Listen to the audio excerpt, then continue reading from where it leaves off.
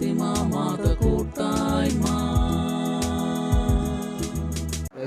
Hallelujah, ഹല്ലേലൂയ, hallelujah.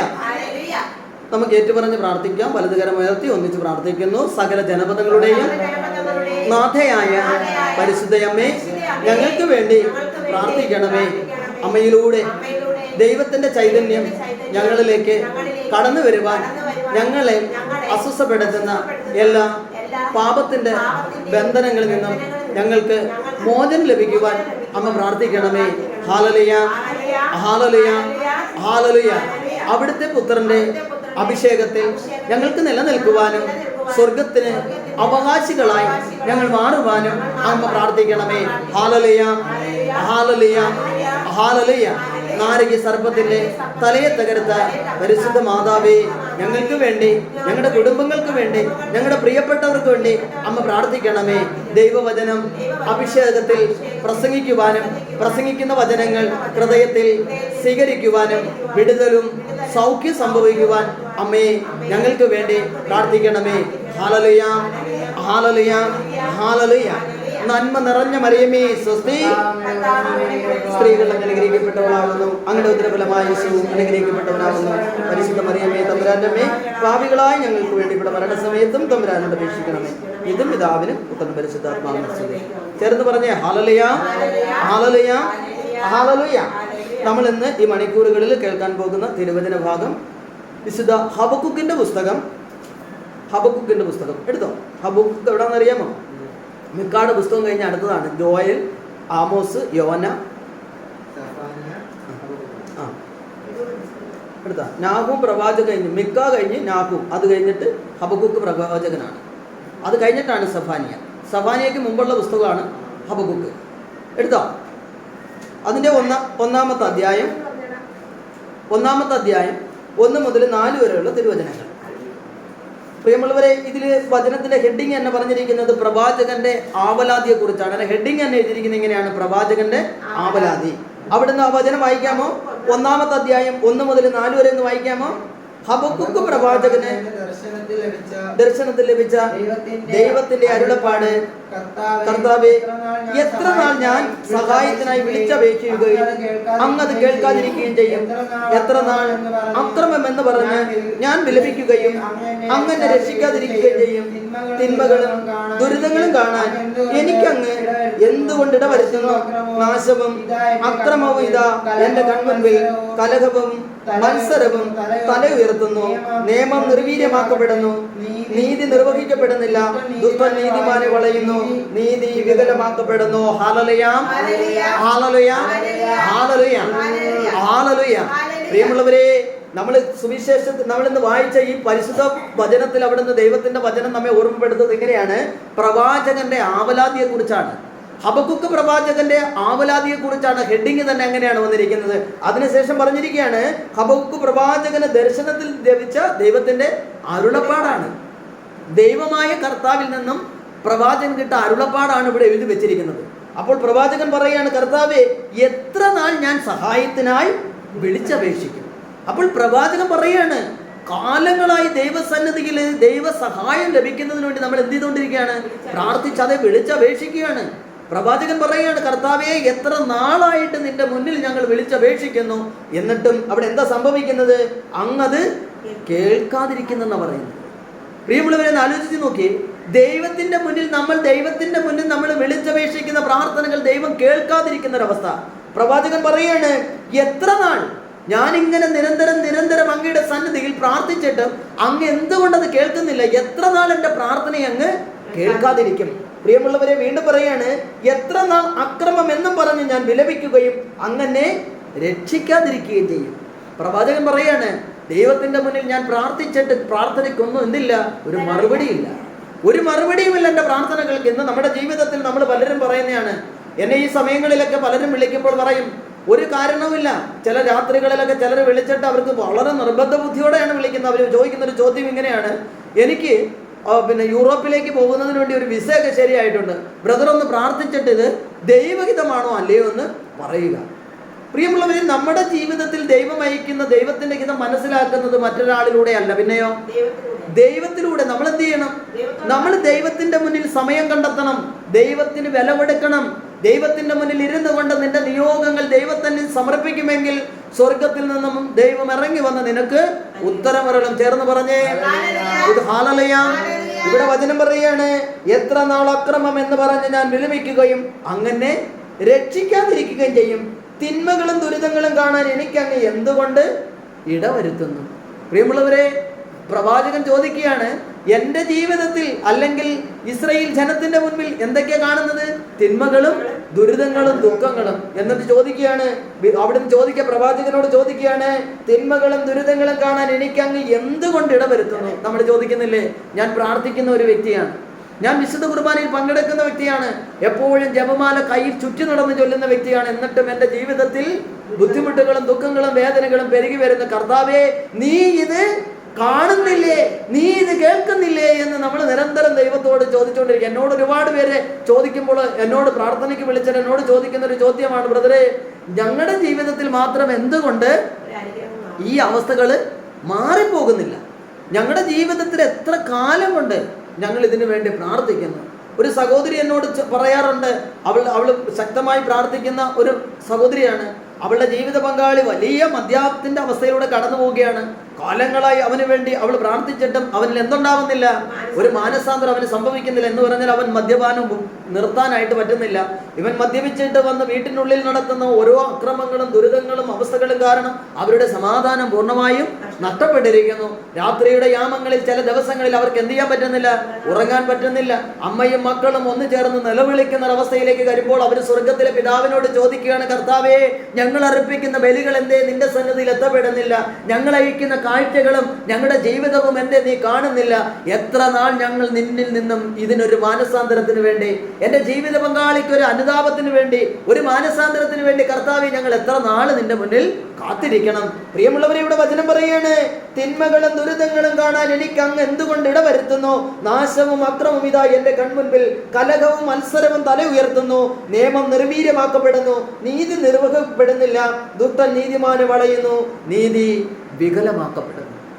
പ്രവാചകൻ പറയാണ്, നീതി ഞങ്ങൾക്ക് ലഭിക്കുന്നില്ല. നിന്നെ വിളിച്ച് പ്രാർത്ഥിച്ചിട്ടും നിന്റെ ജീവിതത്തിന്റെ മേഖലകളിലൂടെ ഞങ്ങൾ കടന്നു പോയിട്ടും കർത്താവേ എന്ന് ഉച്ചത്തിൽ നിലവിളിച്ച് പ്രാർത്ഥിക്കുന്ന ഞങ്ങളുടെ ജീവിതത്തിൽ കർത്താവിൽ നിന്നും ഒന്നും ലഭിക്കാത്തൊരവസ്ഥ, ഒന്നും ലഭിക്കാത്തൊരവസ്ഥ. പ്രിയമുള്ളവരെ, അവിടുന്ന് ഹെബ്രായരുടെ പുസ്തകം 11:6 എടുക്കാമോ?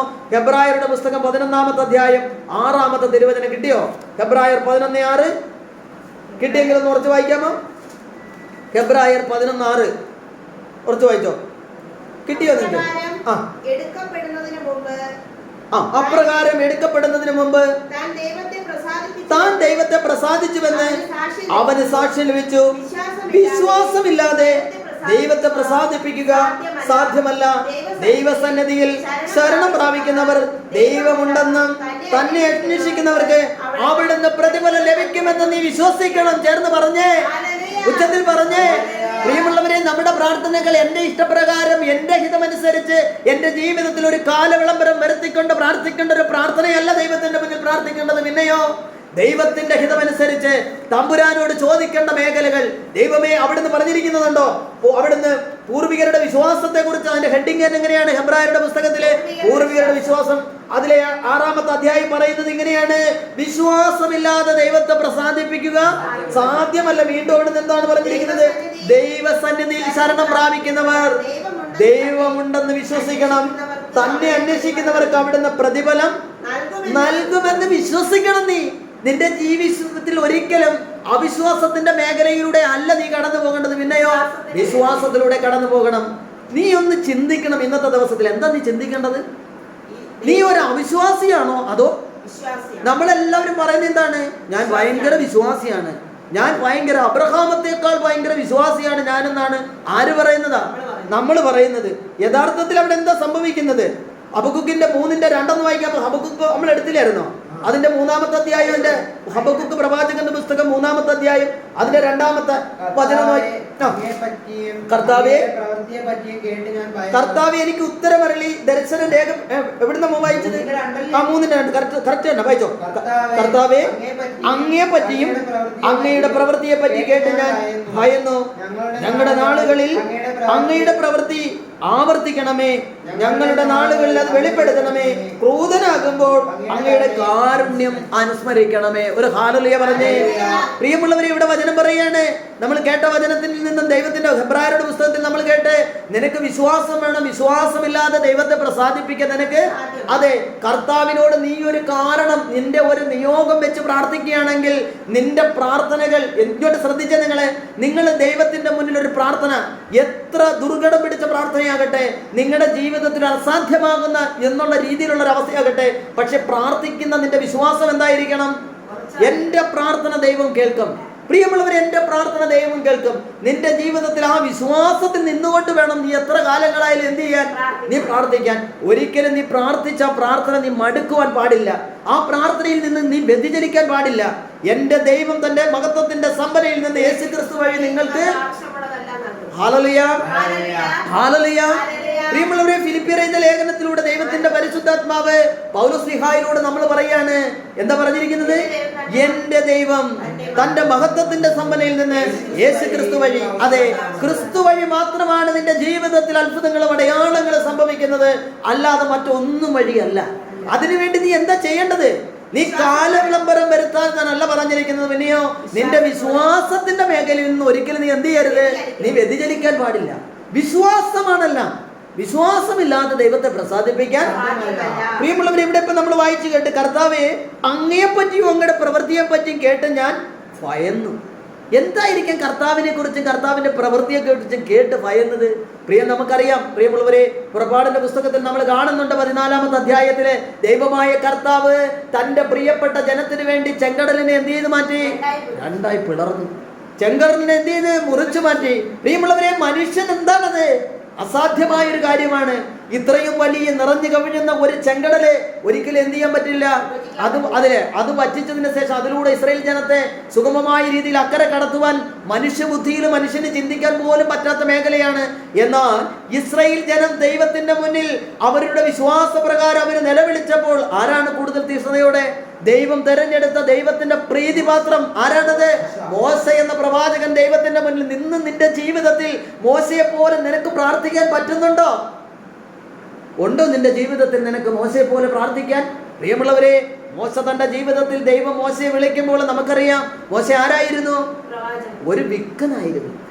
മോശയ്ക്ക് നല്ലതുപോലെ സംസാരിക്കാനുള്ള സംസാര സ്ഫുടതയില്ല.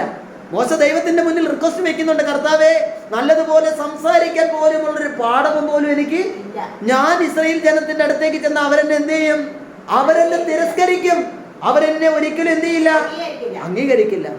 അത്രത്തോളം ജീവിതത്തിന്റെ മേഖലകളിൽ ഇസ്രായേൽ ജനത്തിൽ നിന്ന് തിരസ്കരിക്കപ്പെട്ട മോശയെ തന്നെ ദൈവം അവരുടെ ഉന്നമനത്തിനു വേണ്ടി, അവരുടെ തിരിച്ചെടുപ്പിന് വേണ്ടി, അവരുടെ പുറപ്പാടിന് വേണ്ടി ദൈവം തെരഞ്ഞെടുത്തു. പ്രിയമുള്ളവരെ, വിശ്വസിക്കുക, അബ്രഹാമിനെ ദൈവം അത്രത്തോളം ചേർത്ത് നിർത്താൻ കാരണം എന്തായിരിക്കും? കാരണം എന്താണ്?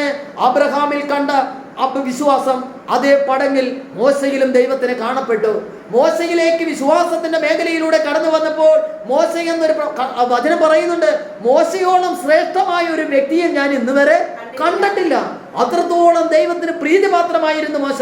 ആ മോശയെ തന്നെയാണ് ദൈവം ഇസ്രായേൽ ജനത്തെ നയിക്കുവാൻ തെരഞ്ഞെടുത്ത്. ചേർന്ന് പറഞ്ഞേ, ഉച്ചത്തിൽ പറഞ്ഞേ, ഹല്ലേലൂയ ഹല്ലേലൂയ ഹല്ലേലൂയ. പ്രിയമുള്ളവരെ, ദൈവം തന്റെ വചനം അയക്കുമ്പോൾ, ദൈവം തന്റെ ജീവിതത്തിൽ അനുഗ്രഹം അയക്കണമെന്നുണ്ടെങ്കിൽ എൻ്റെ ജീവിതത്തിൽ ഞാൻ ചില കാര്യങ്ങളൊക്കെ എന്ത് ചെയ്യണം? വേണ്ടെന്ന് വെക്കണം. കർത്താവിനെ പ്രതി ഇന്നെൻ്റെ ജീവിതത്തിൽ ഒന്നും ഉപേക്ഷിക്കാൻ വയ്യാതെയാണ് ഞാൻ ദൈവത്തിൽ നിന്നും പലതും ആവശ്യപ്പെടുന്നത്. പ്രിയമുള്ളവരെ, കർത്താവിൽ നിന്നും എന്തെങ്കിലുമൊക്കെ നമ്മൾ സ്വീകരിക്കണമെങ്കിൽ എൻ്റെ ജീവിതത്തിൽ ഞാൻ കൊണ്ടു നടക്കുന്ന ചില കാര്യങ്ങളൊക്കെ ഞാൻ എന്ത് ചെയ്യണം? വേണ്ടെന്ന് വെക്കണം. വിശുദ്ധ ലൂക്കായുടെ സുവിശേഷം 17-ാമത്തെ അധ്യായം 5 മുതൽ 10 വരെയുള്ള തിരുവചനങ്ങൾ. ലൂക്ക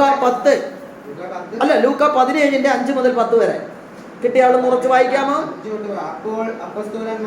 അപ്പോൾ അപ്പോസ്തലന്മാർ കർത്താവിനോട് പറഞ്ഞു, ഞങ്ങളുടെ വിശ്വാസം വർദ്ധിപ്പിക്കണമേ.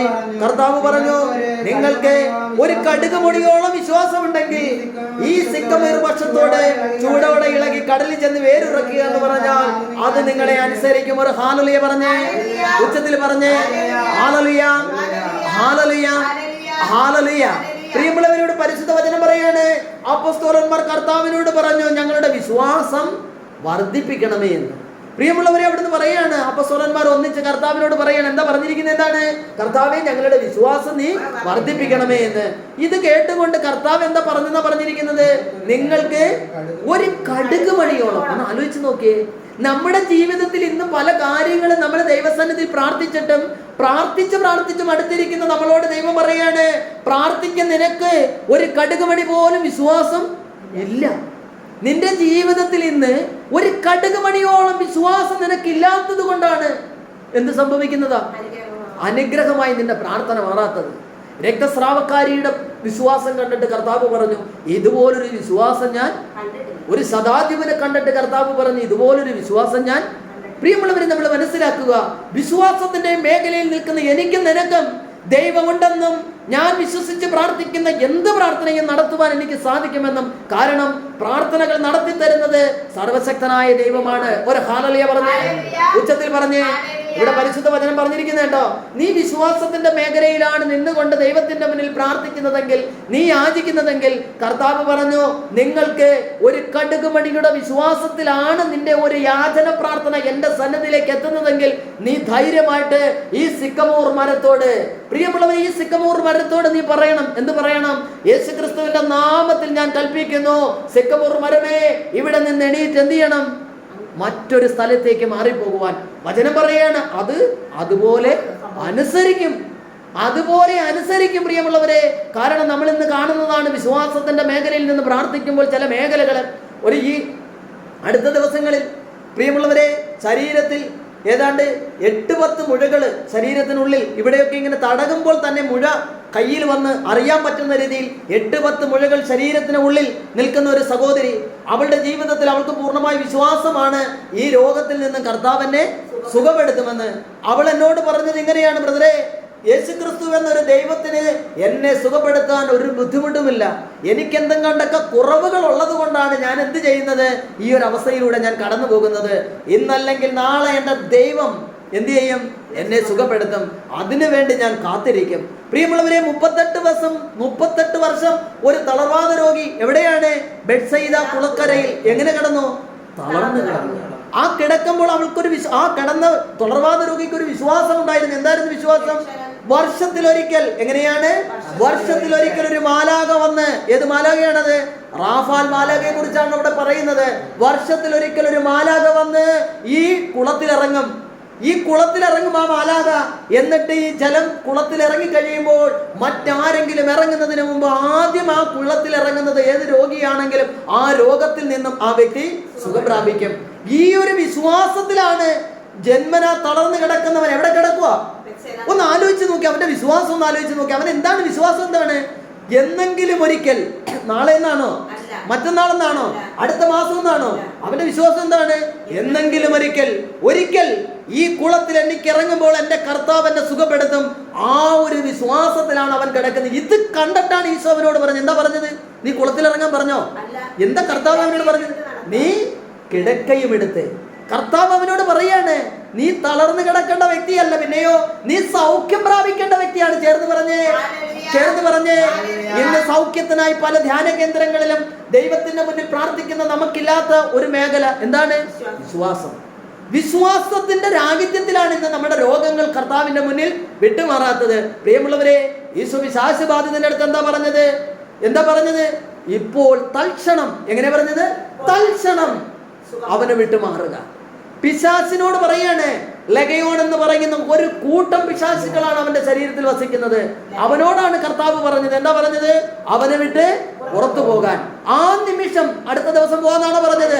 നാളെ എന്നാണ് പറഞ്ഞത്? അല്ല, പിന്നെയോ ആ നിമിഷം. അതുകൊണ്ടല്ലേ അപ്പോസ്തലന്മാരുടെ മുന്നിലേക്ക് കൊണ്ടുവന്ന ഒരു രോഗത്തെ അവർക്ക് സുഖപ്പെടുത്താൻ പറ്റാഞ്ഞപ്പോൾ ആ കുട്ടിയുടെ അപ്പൻ ഈശോയുടെ മുന്നിലേക്ക് ചെന്നിട്ട് ചോദിക്കുകയാണ്, കർത്താവേ, നിന്റെ ശിഷ്യന്മാർക്ക് അവരടുത്ത് ഞാൻ എൻ്റെ കുഞ്ഞിനെ കൊണ്ടു ചെന്നിട്ട് അവർക്ക് സുഖപ്പെടുത്തുവാൻ സാധിച്ചില്ല, നിനക്ക് സാധിക്കുമോ? അപ്പോൾ ഈശോ എന്താ മറുപടി പറഞ്ഞത്? സാധിക്കുമെന്നോ? ഒരു ഹല്ലേലൂയ പറഞ്ഞേ, ഉച്ചത്തിൽ പറഞ്ഞേ. ഈശോ ചോദിക്കുകയാണ്, സാധിക്കുമെന്നോ? നിങ്ങളുടെ കുട്ടി എവിടെ? ആ കുട്ടിയെ എവിടെ കൊണ്ടുവരിക. കുട്ടിയെ കൊണ്ടുവന്നു. ആ നിമിഷത്തിൽ കർത്താവ് കൽപ്പിച്ചു, ആ പൈശാചിക ശക്തി അവരിൽ നിന്ന് പുറത്തുപോയി. എന്നിട്ട് അപ്പോസ്തലന്മാർ ഒന്നിച്ച് ചെന്നിട്ട് ഈശോയോട് ചോദിച്ചു, കർത്താവേ, ഞങ്ങൾക്ക് എന്തുകൊണ്ട് ആ പിശാചിനെ പുറത്താക്കാൻ, ആ കുട്ടിയെ സുഖപ്പെടുത്താൻ സാധിച്ചില്ല? ഈശോ എന്ത് മറുപടിയാ പറഞ്ഞത്? ഈശോ എന്താ പറഞ്ഞത്? വിശ്വാസമില്ലാത്ത തലമുറയെ ഞാൻ എത്ര നാൾ നിങ്ങളുടെ കൂടെ ഉണ്ടായിരിക്കും. പ്രിയമുള്ളവരെ, കർത്താവിന്റെ വചനം പറയാണ്, ദൈവം നയിച്ചിരിക്കുന്ന ദൈവത്തിന്റെ പരിശുദ്ധിയിൽ നമുക്ക് ജീവിക്കുവാനും ദൈവത്തോട് ശക്തമായി പ്രാർത്ഥിക്കുവാനും എന്ത് ചെയ്യണം? നമുക്ക് സാധിക്കണം. സങ്കീർത്തനം 105 സങ്കീർത്തനം എടുക്കാമോ? പെട്ടെന്ന് ബൈബിൾ എടുത്തിട്ട് 105 സങ്കീർത്തനം എടുത്ത് അതിന്റെ 7 മുതൽ 10 വരെ ഒന്ന് വായിക്കാമോ? 7 മുതൽ 10. അവിടുന്നാണ് നമ്മുടെ ദൈവമായ കർത്താവ്, അവിടുത്തെ ന്യായവിധികൾ ഭൂമിക്ക് മുഴുവൻ ബാധകമാകുന്നു. അവിടുന്ന് തന്റെ ഉടമ്പടി എന്നേക്കും അനുസ്മരിക്കും. ഒരു ഹല്ലേലൂയ പറഞ്ഞേ, ഉച്ചത്തിൽ പറഞ്ഞേ. പ്രിയമുള്ളവരുടെ വചനം പറഞ്ഞിരിക്കുകയാണ്, അവിടുന്നാണ് നമ്മുടെ ദൈവമായ കർത്താവ്. അതെ, നിന്റെ ജീവിതത്തിൽ നിനക്ക് ഒരേ ഒരു ദൈവമേ ഉള്ളൂ, അത് നമ്മുടെ കർത്താവായ യേശു ക്രിസ്തുവാണ്. അപ്പോസ്തല പ്രവർത്തനം 4:12, ആകാശത്തിന് കീഴിൽ മനുഷ്യരുടെ രക്ഷയ്ക്ക് വേണ്ടി ഒരേ ഒരു നാമം. എത്ര നാമമാണ്? ഒരേ ഒരു നാമം. നിന്റെ ജീവിതത്തിൽ നീ ദൈവത്തിന്റെ മുന്നിൽ വന്ന്, നസ്രയനായ യേശുവിന്റെ മുന്നിൽ വന്ന്, കർത്താവിന്റെ മുന്നിൽ നിന്റെ പ്രാർത്ഥനകൾ സമർപ്പിച്ച് നീ പ്രാർത്ഥിക്കുമ്പോഴും 1000 വിജാത്യ ദേവന്മാരുടെ പുറകെ പോകുവാന്ന നിന്റെ ജീവിതത്തിന്റെ അവസ്ഥകളിൽ പലപ്പോഴും നിനക്ക് കർത്താവിൽ നിന്നും സൗഖ്യമായും കർത്താവിൽ നിന്നും അനുഗ്രഹമായി മാറുവാനും സാധിക്കുന്നില്ല. പ്രിയമുള്ളവരോട് പറഞ്ഞേക്കുന്ന കേട്ടോ, അവിടുന്നാണ് നമ്മുടെ ദൈവമായ കർത്താവ്, അവിടുത്തെ ന്യായവിധികൾ ഭൂമിക്ക് മുഴുവൻ ബാധകമാകുന്നു. വീണ്ടും പറയാണ്, അവിടുന്ന് തന്റെ ഉടമ്പടി എന്നേക്കും അനുസ്മരിക്കും. പ്രിയമുള്ളവരെ, ദൈവം നൽകിയിരിക്കുന്ന ഉടമ്പടി, ആ ഉടമ്പടിയിലൂടെ ദൈവം പറഞ്ഞിരിക്കുന്നത് എന്താണ്? ഞാൻ നിന്നെ ഒരു അനുഗ്രഹമാക്കും. ദൈവത്തിന്റെ മെയിൻ ആയിട്ടുള്ള ഒരു ഉടമ്പടിയാണ്. ഞാൻ വിശ്വസിക്കണം. ജോഷുവയെ വിളിച്ചിട്ട് ജോഷുവയോട് കർത്താവ് പറഞ്ഞു, എന്താ പറഞ്ഞത്? ജോഷുവയോട് എന്താ പറഞ്ഞത്? ജോഷുവ പ്രവാചകന്റെ പുസ്തകം 1-ാമത്തെ അധ്യായം 5-ാമത്തെ തിരുവചനം, ശക്തനും ധീരനുമായിരിക്കുക. പ്രിയമുള്ളവരെ, അവിടെ നിന്നിട്ട് അവനോട് പറയാണ്, നീ ഭയപ്പെടുകയോ പരിഭ്രമിക്കുകയോ ചെയ്യരുത്. ഇത് എന്നോടും നിന്നോടും എന്റെയും നിന്റെയും കർത്താവ് പറയുന്ന വചനമാണ്. എന്താ പറയുന്നത്? നിന്റെ ജീവിതത്തിൽ ഒരു പ്രതിസന്ധിയിൽ നീ എന്ത് ചെയ്യരുത്? നീ ഭയപ്പെടരുത്. ശക്തനും ധീരനുമായിരിക്കണം എന്ന് പറഞ്ഞാൽ, എന്റെ ജീവിതത്തിലേക്ക് കടന്നു വന്നിരിക്കുന്ന ഈ പ്രതിസന്ധിയേക്കാൾ വളരെ ശക്തനാണ് എന്റെ കർത്താവ്. ഒരു ഹല്ലേലൂയ പറഞ്ഞേ, ഉച്ചത്തിൽ പറഞ്ഞേ. പ്രിയമുള്ളവരെ, ഇവിടെ വചനം പറയാണ്, അവിടുന്ന് തന്റെ ഉടമ്പടിക്ക് എന്നേക്കും അനുസ്മരിക്കും, തന്റെ വാഗ്ദാനം തലമുറകൾ വരെ ഓർമ്മിക്കും. അബ്രഹാമത്തോട് ചെയ്ത ഉടമ്പടി ഇസ്ഹാക്കിന് ശപഥപൂർവ്വം നൽകിയ വാഗ്ദാനം തന്നെ അവിടുന്ന് അത് യാക്കോബിന് ഒരു ചട്ടമായും ഇസ്രായേലിന് ശാശ്വതമായ ഒരു ഉടമ്പടിയായും സ്ഥിരീകരിച്ചു. ചേർന്ന് പറഞ്ഞേ, ഉച്ചത്തിൽ പറഞ്ഞേ, ഹല്ലേലൂയ, ഹല്ലേലൂയ, ഹല്ലേലൂയ. പ്രിയമുള്ളവരെ, നമ്മുടെ ജീവിതത്തിന്റെ വിശ്വാസത്തിന്റെ മേഖല എവിടെയാണ്? റോമാക്കാർക്ക് ലേഖനം 4-ാമത്തെ അധ്യായം, റോമർ പെട്ടെന്ന് എടുക്കാമോ? അതിന്റെ 4-ാമത്തെ അധ്യായം 17 മുതൽ 22 വരെയുള്ള തിരുവചനങ്ങൾ. റോമാക്കാർക്ക് ലേഖനം 4-ാമത്തെ അധ്യായം അതിന്റെ 7 മുതൽ 14 വരെയുള്ള 17 മുതൽ 22 വരെയുള്ള തിരുവചനങ്ങൾ. റോമാക്കാർക്ക് ലേഖനം 4-ാമത്തെ അധ്യായം അതിന്റെ 17 മുതൽ 22 വരെയുള്ള തിരുവചനങ്ങൾ ഒന്ന് വായിക്കാമോ? ഞാൻ നിന്നെ അനേകം ജനതകളുടെ പിതാവാക്കിയിരിക്കുന്നു എന്ന് എഴുതിയിരിക്കുന്നുവല്ലോ. മരിച്ചവർക്ക് ജീവനും അസ്തിത്വമില്ലാത്തവർക്ക് അസ്തിത്വം നൽകുന്നവന്റെ മുമ്പിൽ അവൻ വിശ്വാസം അർപ്പിച്ച ദൈവത്തിന്റെ സന്നിധിയിൽ ഉറപ്പുള്ളതായിരുന്നു ഈ വാഗ്ദാനം. പ്രിയമുള്ളവരെ, ഇവിടെ ആരെ കുറിച്ചാണ് ഇത് പറയുന്നത്? അബ്രഹാമിനെ കുറിച്ചാണ് പറയുന്നത്. ഇവിടെ അബ്രഹാമിനെ കുറിച്ച് എന്താണ്? തന്റെ ശരീരം മൃദു പ്രായമാണെന്നും തനിക്കൊരു കുഞ്ഞിന് ജന്മം കൊടുക്കാൻ പറ്റില്ലെന്നും തനിക്ക് 100 വയസ്സായെന്നും ഒക്കെ ആർക്കറിയാം? അബ്രഹാമിനറിയാം. പ്രിയമുള്ളവരുടെ വചനം പറയാണ്, അവൻ വിശ്വാസം അർപ്പിച്ച ദൈവത്തിന്റെ സന്നിധിയിൽ ഉറപ്പുള്ളതായിരുന്നു ഈ വാഗ്ദാനം. അവൻ വിശ്വസിച്ച ദൈവത്തിന്റെ മുന്നിൽ. കാരണം സർവശക്തനായ എന്റെ ദൈവത്തിന്, പ്രിയമുള്ളവരെ, അവിടുന്ന് പറഞ്ഞില്ലേ, നിങ്ങൾ ദൈവത്തിന് ജയ് വിളിച്ചില്ലെങ്കിൽ ഈ കല്ലുകൾ എണീറ്റ് നിന്ന് കർത്താവിന് ജയ് വിളിക്കും. പ്രിയമുള്ളവരെ, അത്രത്തോളമാണ് വിശ്വാസ മേഖല എന്ന് പറയുന്നത്. ഇവിടുന്ന് അബ്രഹാമത്തെ കുറിച്ച് പറയാണ്, ഞാൻ നിന്നെ അനേകം ജനതകളുടെ പിതാവാക്കിയിരിക്കുന്നു എന്ന് എഴുതിയിരിക്കുന്നുവല്ലോ. മരിച്ചവർക്ക് ജീവനും അസ്തിത്വമില്ലാത്തവയ്ക്ക് അസ്തിത്വം നൽകുന്നതിന്റെ മുമ്പിൽ അവൻ വിശ്വാസം അർപ്പിച്ച ദൈവത്തിന്റെ സന്നിധിയിൽ ഉറപ്പുള്ളതായിരുന്നു ഈ വാഗ്ദാനം. വീണ്ടും 18-ാമത്തെ വചനം വായിച്ചേ. നിന്റെ സന്തതി ഇപ്രകാരമായിരിക്കും എന്ന് പറയപ്പെടുന്നതനുസരിച്ച് താൻ അനേക ജനതകളുടെ പിതാവാകും എന്ന് പ്രതീക്ഷയ്ക്ക് സാധ്യതയില്ലാതിരുന്നിട്ട് ഒരു ഹാലലിയ പറഞ്ഞേ. വചനം പറഞ്ഞേക്കുന്നുണ്ടോ? താൻ അനേകം മക്കളുടെ എത്രാമത്തെ വയസ്സിലാ? വയസ്സ് 100ആയി. തന്റെ ശരീരമൊക്കെ ചുക്കിച്ചുളുങ്ങി. ശരീരത്തിൽ കൊണ്ട് ചെറുപ്പമല്ല, യുവത്വമല്ല, യുവജനല്ല, ഒന്നുമല്ല. ആ പ്രായത്തിലും പ്രിയമുള്ളവരെ നമ്മൾ മനസ്സിലാക്കേണ്ട ഒരു വചനമാണ് 18-ാമത്തെ വചനം. നിന്റെ സന്തതി പ്രകാരമായിരിക്കുമെന്ന് പറയപ്പെട്ടിരിക്കുന്നതനുസരിച്ച് താൻ അനേക ജനതകളുടെ പിതാവാകും എന്ന പ്രതീക്ഷതയിൽ സാധ്യത ഇല്ലാതിരുന്നിട്ടും പ്രതീക്ഷയോടെ അവൻ വിശ്വസിച്ചു. ഒട്ടും സാധ്യത മനുഷ്യന്റെ ചിന്തയിൽ, മനുഷ്യന്റെ പ്രവൃത്തിയിൽ, മനുഷ്യന്റെ കണ്ണുകൊണ്ടുള്ള കാഴ്ചയിൽ എന്താ അവിടെ സംഭവിക്കുന്നത്? എന്താണ്? ഒട്ടും അവന് പ്രതീക്ഷയില്ല. പ്രിയമുള്ളവരെ, വചനം പറഞ്ഞിരിക്കുന്നത് കേട്ടോ. അടുത്ത വചനം വായിച്ചേ.